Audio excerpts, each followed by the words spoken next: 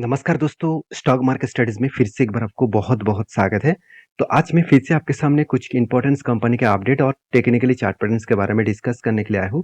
तो इस वीडियो को ध्यान से देखिएगा, जितने सारे लोग सीखने के लिए आए हैं, तो उसके लिए वीडियोज़ है। जो लोग बाय सेल करने के लिए आए हैं, टिप्स लेने के लिए आ रहे हैं, तो प्लीज़ मैं रिक्वेस्ट करूँगा, आप प्लीज़ सीख कर काम करिए। कोई भी टिप्स के लिए किसी वीडियोज़ को देखकर मत काम करिए, क्योंकि वहाँ पे आप फँस सकते हैं, क्योंकि हर किसी का अलग-अलग रिस्क कैपेसिटी होते हैं, हर किसी का इन्वेस्टमेंट मन करने का और ट्रेडिंग करने का अलग-अलग स्टाइल होता है। तो मैं जिस तरीके से ट्रेड करता हूँ, वो मैं आपके साथ शेयर करता हूँ और मैं कितने कैपिटल लगाता हूँ और कितने मेरा रिस्क लेने का कैपेबिलिटी है, वो मेरे हिसाब से है, आप आपके हिसाब से ज़रूर करिए। तो वीडियो को शुरू करने से पहले मैं रिक्वेस्ट करूंगा, चैनल को सब्सक्राइब नहीं किया तो जरूर कर लीजिए और टेलीग्राम को ज्वाइन नहीं किया वो भी कर सकते हैं। अगर आपको प्रीवियस टेक्निकली चार्ट पैटर्न देखना है तो आप जाकर टेलीग्राम को चेकआउट करिए, जहाँ पे आपको बहुत सारे टेक्निकली चार्ट पैटर्न्स मिल जाएगा, जिसको आप एज ए लर्निंग पर्पज में स्टडी कर सकते हैं। तो सबसे पहले मैं जिस कंपनी के बारे में डिस्कशन करूँ उसका नाम है हैप्पीज माइंड। देखिए हैप्पीज माइंड आप सभी जानते हैं, एक आईटी सेक्टर से बिलोंग करने वाला कंपनी है और IT solutions and next generation IT solutions company है। और इस कंपनी से सॉल्यूशन नहीं, सर्विसेज के ऊपर भी काम करते हैं। तो जब कोविड के बाद परफॉर्मेंस हुआ था, हर कोई आईटी सेक्टर भाग रहा था, ये भी भाग रहा था। और उसके बाद यूएस में और देखा जाए तो रसिया और यूक्रेन के बीच जब युद्ध स्टार्ट हुआ, इकोनॉमिकली क्राइसिस बढ़ा, तो यूरोप और अमेरिकन कंट्रीज में जो क्राइसिस बढ़ा, तब आईटी सेक्टर के ऊपर करेक्शन देखना स्टार्ट हुआ और इस कंपनी के ऊपर भी करेक्शन देखने को मिला। तो मार्केट कैप के बारे में बात करूँ तो 13,700 करोड़ के आसपास मार्केट कैप है। इसका पी रेशियो 62 के आसपास है। आरओसी आरओई तो 27 से 28% के आसपास देखने को मिला। इसका मतलब बेस्ट आरओसी आरओई देखने को मिला है। अभी इसका करंट पी रेशियो जो है वो इंडस्ट्रीज पी रेशियो से बहुत ज्यादा है, डबल के आसपास है। तो कितना जो ज्यादा है वो मैं आपको यहाँ पे दिखा दूंगा। सबसे पहले देखिए कंपनी का 2021 में सितंबर मंथ में इसका पी रेशियो था 140 के ऊपर, और आज वो पी रेशियो कम होता होता वो आज बन चुके 60 के आसपास। फिर भी इसका एवरेज पी रेशियो निकल के आ रहा है 66।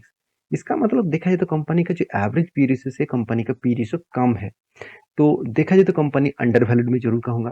तो कंपनी का जो कुछ पोर्ट्स है, देखा जाए तो कंपनी 5 साल में खुद का सेल्स का ग्रोथ किया, प्रॉफिट का ग्रोथ किया 63% के आसपास।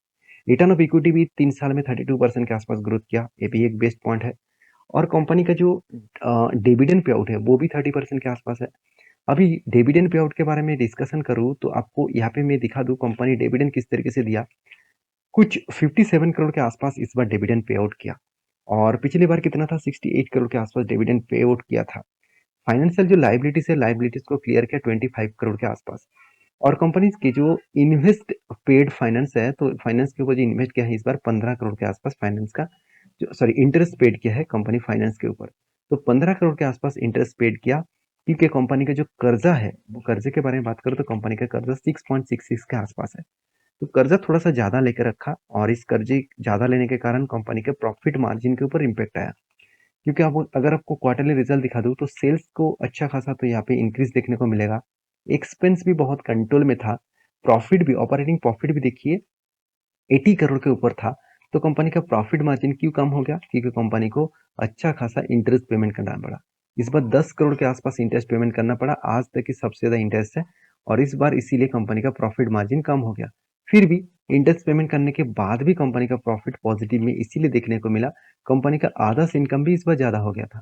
कंपनी का लास्ट कुछ क्वार्टर से देखा तो कंपनी में इस बार सबसे ज्यादा आधा इनकम हुआ, और उसी के चलते कंपनी का नेट प्रॉफिट भी बढ़ चुके हैं। तो सारे पॉइंट्स को मैं कैलकुलेट करके आपको एक ही बात कहूंगा। कंपनी में फ्यूचर विजन के लिए तो पॉजिटिविटी है। तो फिलहाल के लिए कंपनी थोड़ा सा एक एक प्रेशर में है, और उस प्रेशर को अगर क्लियर कर पाए तो फिर से वो खड़ा हो सकते हैं। और देखा जाए तो आईटी सेक्टर के ऊपर भी करेक्शन है, आईटी सेक्टर के ऊपर भी प्रेशर है। तो टोटल सेक्टर के ऊपर जब प्रेशर रहेगा तो हर कोई कंपनी गिरेगा। तो आज नहीं तो कल वो फिर से रिकवरी जरूर करेंगे। तो रही बात कंपनीज की जो टोटल जो इसका एसेट है, टोटल एसेट के बारे में बात करें तो कंपनी का जो एसेट है वो लगातार लगातार बढ़ते चले गए। अभी कंपनी का जो एसेट है वो भी किस तरीके से इंक्रीज हुआ आप देख सकते हैं। अभी कंपनी के म्यूचुअल फंड वाले के क्या राय है वो दिखा दूं, तो कंपनी के म्यूचुअल फंड वाले ने देखिए कंटिन्यूअसली लास्ट मंथ में, जुलाई मंथ में अच्छा खासा सेल ऑफ किया, और कोई छोटा मोटा क्वांटिटी का नहीं, बहुत ज्यादा क्वांटिटी सेल ऑफ किया। अगर इसी चीज को मैं चार्ट पैटर्न के हिसाब से दिखा दूं तो आप ध्यान दीजिएगा यहाँ पे किस तरीके से सेल ऑफ हुआ। और इस सेल ऑफ होने के पीछे कारण भी है। क्योंकि यहाँ पे देखिए एक ट्रेड बना था, एक कंटिन्यूअसली एक बाइंग ट्रेड बना था और इस बाइंग ट्रेड कहाँ तक था, 22% के आसपास कंपनी का बाइंग ट्रेड था। और मैंने आपको मेंशन किया था कि कभी भी कोई भी रेंज में और डाउन साइड में एंटी बने तो यहाँ पे एंटी बनेगा और टारगेट यहाँ पे हायर लेवल तक रहेगा। तो एंटी यहाँ पे बना और यहाँ तक टारगेट बना, तो 22% के आसपास टारगेट बना और देखिए टारगेट होने के बाद ही एक बिग क्रैश देखने को मिला। इसका मतलब एक अच्छा खासा सेल ऑफ हुआ। तो आपको क्या लग रहा है कि यहाँ पे जो सेल ऑफ हुआ है कि और भी गिरेगा? मेरे हिसाब से तो नहीं है, मेरे हिसाब से फिर से यहाँ पे रिवर्सल कर सकते हैं। तो यहाँ पे करेक्शन इसीलिए हुआ क्योंकि कंपनी के ऊपर प्रॉफिट बुकिंग किया गया। जितने सारे बड़े-बड़े इन्वेस्टर यहाँ पे इन्वेस्ट करके रखे हैं, ट्रेडिंग करके रखे थे, तो उसको कभी ना कभी तो प्रॉफिट बुकिंग करना पड़ेगा। तो प्रॉफिट बुकिंग वो यहाँ पे किया। तो मेरे हिसाब से इस कंपनी के ऊपर फिलहाल के लिए तो मेरा कोई ट्रेड नहीं है। जब ट्रेड बनेगा मैं आपके साथ जरूर शेयर करूंगा। नेक्स्ट जो कंपनी जिसके बारे में बात करूँ उसका नाम है इजी प्लानर। तो इस कंपनी के ऊपर मैं बहुत बार आपके साथ चर्चा किया हूँ और कुछ दोस्तों ने ये भी कमेंट्स किए कि सर इस कंपनी के ऊपर लगातार गिरावट हो रहा है और आपने जो लेवल बताया था उस लेवल के नीचे भी चला गया है। मैं आपको ये भी बताया हूँ कि इसका जो लेवल्स बना था वो लेवल्स एक ट्रायंगल जैसे पैटर्न बना था। उस ट्रायंगल लेवल को अगर नीचे साइड में तोड़े तो नेक्स्ट जो सपोर्ट है उस लेवल तक जाएगा।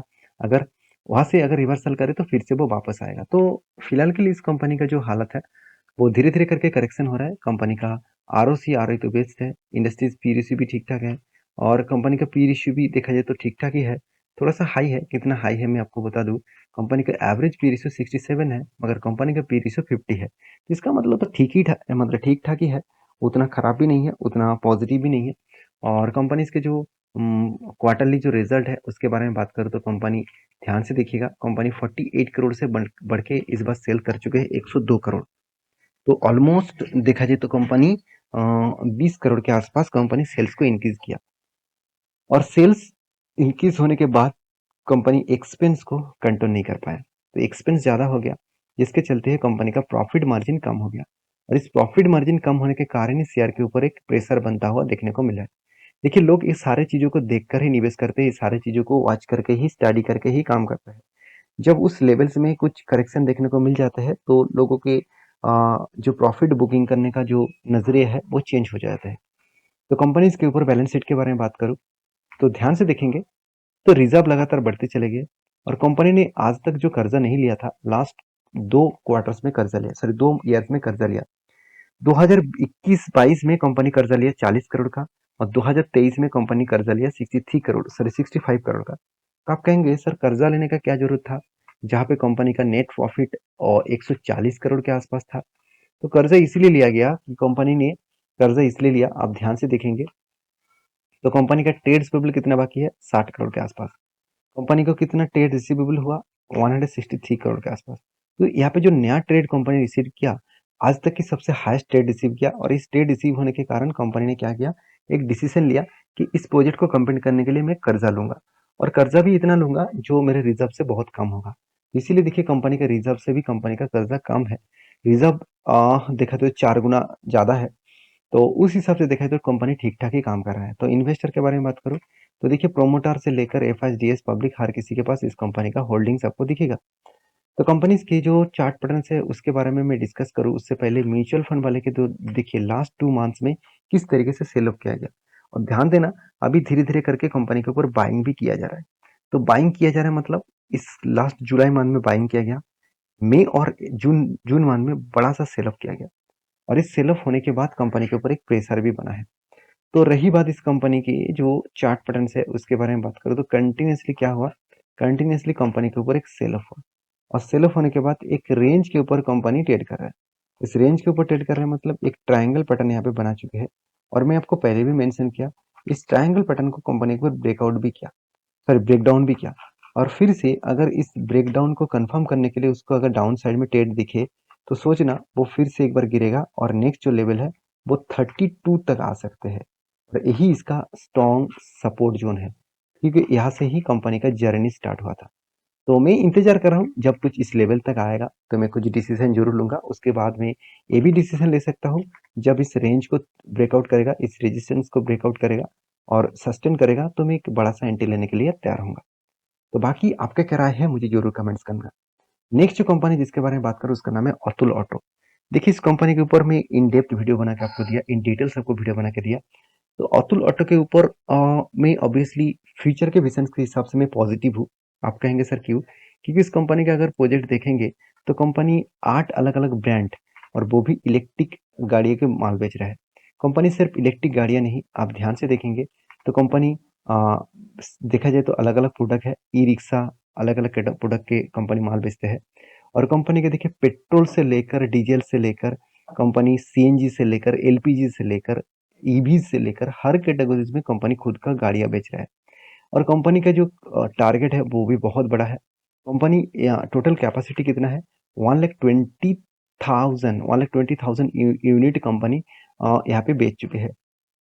और कंपनी ये भी बता रहा है कि अपकमिंग कुछ ईयर्स में और भी कैपेसिटी 150 करोड़ के आसपास कॉस्ट कॉस्ट यहाँ पे बढ़ाने वाला है। तो कंपनी के जो फ्यूचर विजन है बहुत क्लियर है, तो इसलिए शायद इतने बड़े इन्वेस्टर जिनके नाम आप सभी जानते हैं, जिनके नाम है विजय केडिया जी, उन्होंने क्या किया, इस कंपनी के ऊपर अच्छा खासा बाइंग होल्डिंग को इंक्रीज किया। तो उनका जो होल्डिंग पहले था, पहले को कितना 1.47% के आसपास होल्डिंग था, 1.23% का होल्डिंग था, वो होल्डिंग बढ़ाकर इस बार कर चुके 13.5%। तो एक कंपनी के ऊपर 13.5% होल्डिंग करना मतलब सोचिए, अगर आप टोटल मार्केट कैप को देखेंगे तो 1,20,000 करोड़ के आसपास, एक सॉरी 1,20,000, माफी चाहता हूँ, 1,200 करोड़ के आसपास मार्केट कैप है। इसमें से 34% होल्डिंग्स तो विजय, सॉरी 13% का होल्डिंग तो विजय केडिया जी के पास ही है। तो मेरे कहने का मतलब है, इतने बड़े इंस्टीट्यूट इन्वेस्टर अगर किस कंपनी के ऊपर इतना बड़ा होल्डिंग करके रखे हैं, तो आपको लग रहा है कि कंपनी रॉकेट बनेगा, ऐसे बिल्कुल नहीं। जब उन्होंने जिस दिन क्वांटिटी उठाया उस दिन तो पॉजिटिवली एक हाई वॉल्यूम के साथ कैंडल दिखा था। उसके बाद धीरे धीरे करके करेक्शन भी हुआ, वो मैं आपको दिखाऊंगा। उससे पहले कंपनी का परफॉर्मेंस दिखा देता हूँ। कंपनी का आरओसी आरओ में उतना खासियत नहीं है, एनुअल इनकम तो छोटा मोटा है, छोटा सा कंपनी इसलिए। क्वार्टरली रिजल्ट के बारे में बात करूँ तो कंपनी सेल्स देखी, इस बार सेल्स बेकार हो गया। पिछले सालों में सेल्स से तुलना से कंपनी की इस बार सेल 50% डाउन हो गया। कंपनी एक्सपेंस को भी कंट्रोल नहीं कर पाए, तो इसलिए कंपनी का प्रॉफिट नेगेटिव में चला गया, कंपनी का लॉसेस में देखने को मिला। अभी कंपनी के बैलेंस शीट के बारे में बात करूँ, कंपनी के रिजर्व के बारे में बात करूँ तो 300 साढ़े 300 करोड़ के आसपास रिजर्व देखने को मिला। और बोरिंग्स के बारे में बात करूँ तो 170 करोड़ के आसपास इस बार कंपनी का कर्जा भी देखने को मिला। तो कंपनी के जो बोरिंग लिया, वो कर्जा लिया, वो किस बेसिस में है आप देखेंगे तो कंपनी शॉर्ट टर्म के लिए 100 करोड़ और लॉन्ग टर्म के लिए 70 करोड़ के आसपास, 71 करोड़ के आसपास कंपनी कर्जा लिया।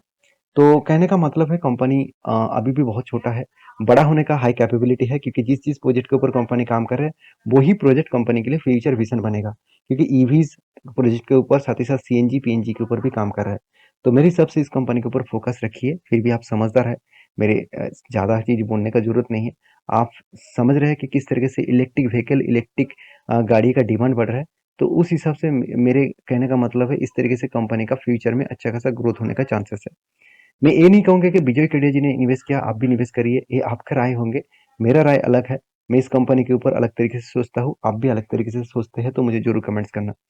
तो म्यूचुअल फंड के जो राय है आप देखेंगे तो अतुल ऑटो के ऊपर लास्ट कुछ क्वार्टर्स में कंपनी के ऊपर सेल किया गया, तो उसके साथ साथ लास्ट 2 मंथ में अच्छा खासा सेल ऑफ भी हुआ।